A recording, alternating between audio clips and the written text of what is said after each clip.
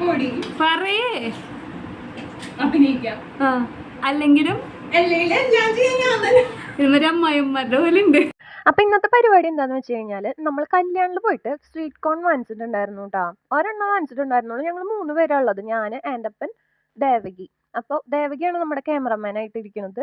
ആൻ്റപ്പൻ പാത്രങ്ങൾ കഴുകി തരുന്നതും ഞാനാണ് കുക്ക് ചെയ്യണത്. പിന്നെ ഇത് മുറിക്കണതൊക്കെ ഞാനാണ് കേട്ടോ. മെജോറിറ്റി ജോലി ഞാനാണ് ചെയ്യണത്. ഇവർ വെറുതെ ഇങ്ങനെ നോക്കിയിരിക്കണമെന്നുള്ളൂ. ഞങ്ങൾ പിന്നെ ഈ ചോളം വാങ്ങിച്ചു കഴിഞ്ഞ് കഴിഞ്ഞാൽ അത് മുറിച്ച് കിട്ടുമല്ലോ. മുറിച്ച് കിട്ടുമ്പോൾ തന്നെ തിന്നു തുടങ്ങും. അപ്പോൾ നമുക്ക് പുഴുങ്ങി കിട്ടുന്നത് കുറച്ചുണ്ടാവുള്ളൂ. അതിൻ്റെ സൈഡിലത്തെ ഫുള്ള് തിന്ന് തീർത്തുണ്ടാവും കേട്ടോ ഞങ്ങൾ. അങ്ങനെ നമ്മൾ ചായപാത്രത്തിൽ വെള്ളം തിളപ്പിക്കാനായിട്ട് വെച്ചു കേട്ടോ.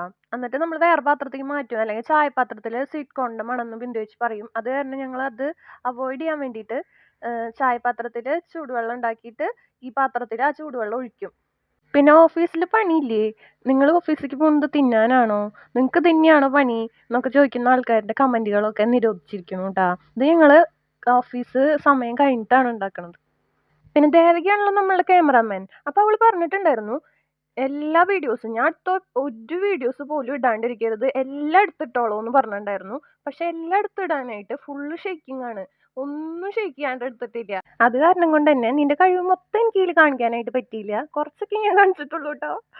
അറ്റ് ലാസ്റ്റ് നമ്മുടെ സ്വീറ്റ് കോൺ വെന്ത് വന്നപ്പോൾ അതൊക്കെ ഞാൻ ഈ പാത്രത്തേക്ക് എടുത്തിട്ടപ്പോഴാണ് ദേവകി അതെടുത്ത് ഒറ്റ പോക്കാൻ പോയി.